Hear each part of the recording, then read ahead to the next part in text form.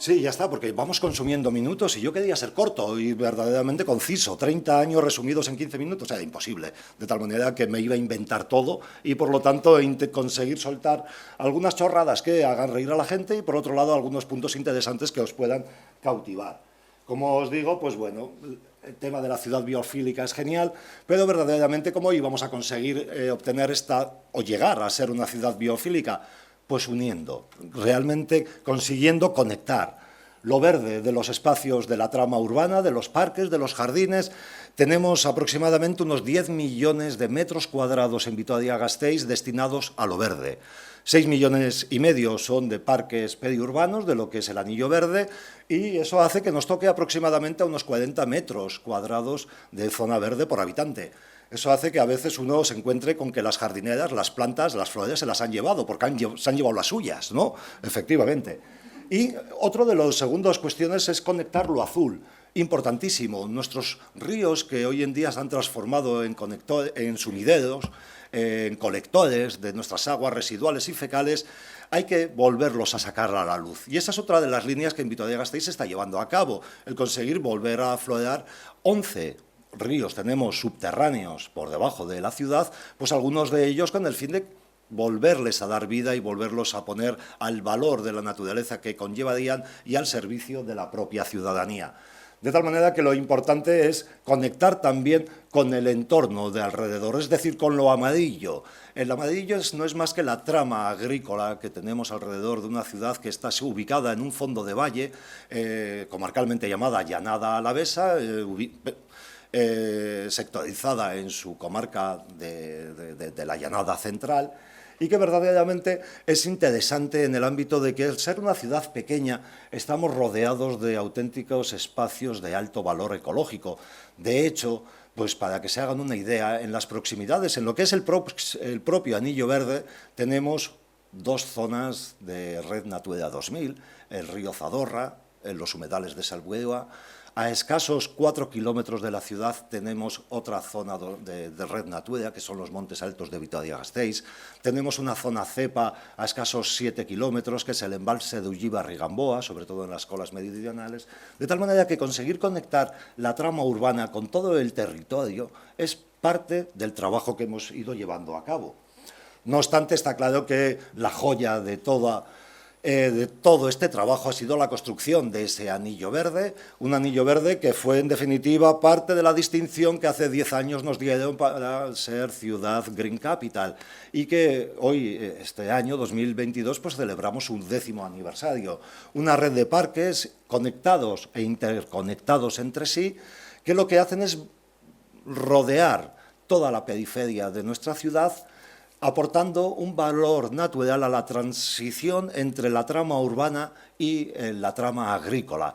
Esos lugares de periferia que han sido odiados por todas y por todos, porque eran los lugares de arrabales, los lugares de escombreras, los sitios marginales, los lugares en los que en muchos momentos veíamos el chabolismo o veíamos esas zonas de residuos, de acúmulos de residuos, nosotros las teníamos en Vitoria-Gasteiz. Y hoy es el día en que hemos conseguido que por cualquiera de las entradas a nuestra ciudad nos encontremos espacios amables, espacios agradables y entornos de paseo y de uso. Digo lo del European Green Capital porque en parte pues, se debió a este anillo verde, pero también en parte se debió a otras políticas activas, pues el conseguir reducir el agua, el consumo del agua. Vitoria-Gasteiz está en torno a los 9 litros por habitante y día, el mejorar la movilidad en cuanto al transporte público, transporte ciclista, el conseguir fraguar una red de tránsito ciclable que nos permita también que las personas se muevan más en bicicleta de lo que antaño se movía. Y eso es lo que conllevó al final a obtener esa distinción. Y por lo tanto los parques fueron uno de los principales bastiones que conseguimos. Pero verdaderamente lo que tenemos es una red de parques que hemos conseguido que la ciudadanía los haga suyo.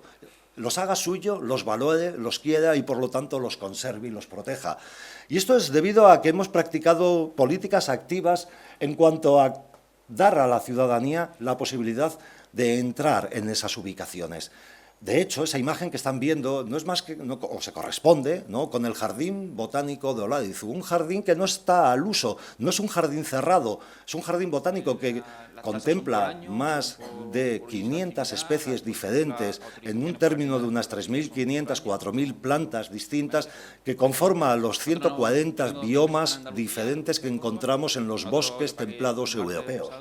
Es un jardín donde la gente no solamente puede pasear por ese jardín botánico, sino puede acercarse a cualquiera de los equipamientos que hay. Equipamientos tan interesantes como es el banco de germoplasma, visitable por todas aquellas personas que quieran, la casa de la dehesa de Oladizu, un entorno de ecoworking, donde lo que nos encontramos... Esta mesa redonda me interesa mucho. Siempre que voy a... Bueno, no, esto pasa por ser el último, ¿eh? No...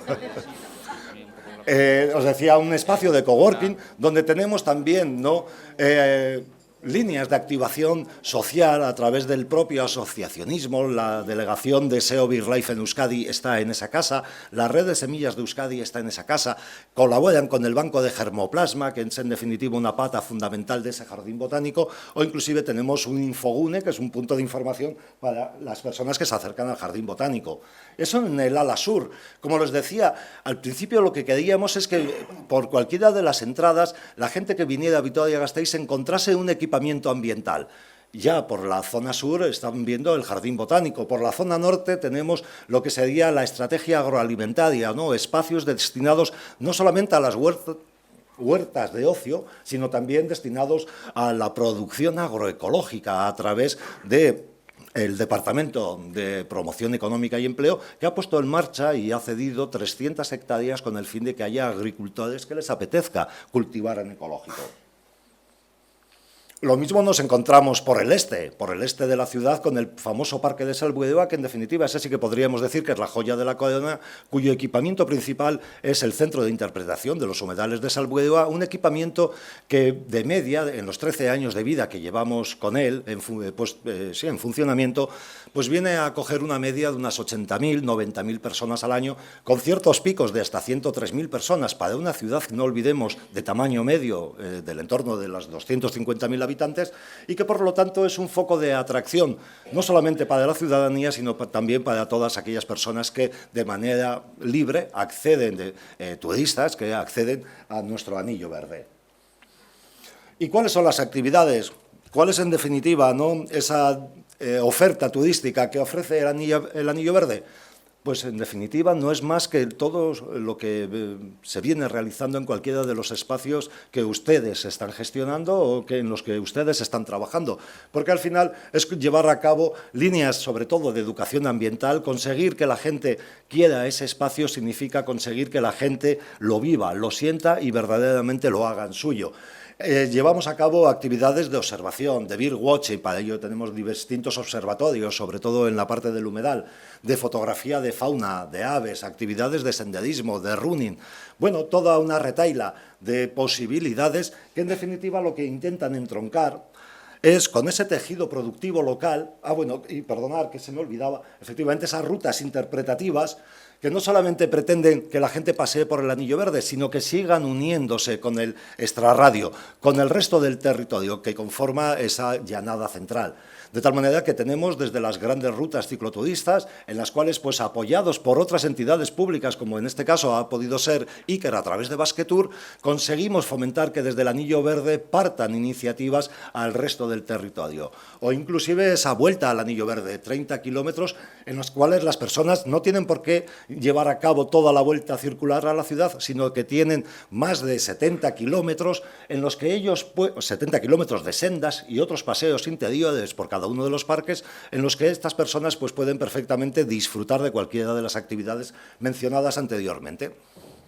O inclusive esos itinerarios verdes que lo que hacen es unir el anillo verde con el resto de esa estructura amarilla que hablábamos hace un momento, de tal manera que la gente pasee por los núcleos rurales, se encuentren, ¿no?, con los vecinos de esos entornos, disfruten de paseos circulares que en las proximidades y en las cercanías de sus propios hogares y casas pues consiguen, ¿no?, llevar a cabo unas actividades saludables o por lo menos, como decía antes Antonio, a nivel de la psique detalle de lo que sería el propio comportamiento, ¿no?, de nuestra mente, pues el poder tranquilizarla y el poder relajarla. Realmente es una auténtica medicina, como bien ha dicho él.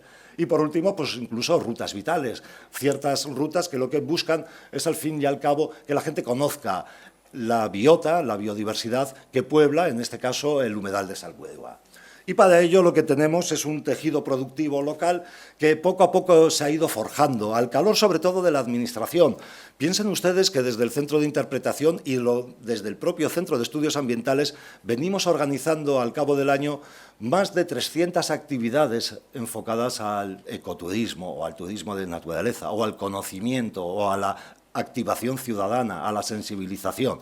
Y no solamente hacia la sensibilización de nuestros más pequeños, sino hacia la sensibilización de todo el público. Y por lo tanto hoy es el día en que contamos aproximadamente con 20 empresas que en los diferentes segmentos en los que se puede dividir esto del ecoturismo, pues van trabajando y van intentando ganarse la vida con ello. No obstante, estamos en un principio, verdaderamente hay que hacer un empujón, hay que darle un empujón, hay que conseguir todavía plasmar, ¿no?, más madera para conseguir que estas empresas fluyan y verdaderamente consigan ganarse la vida a lo largo del año.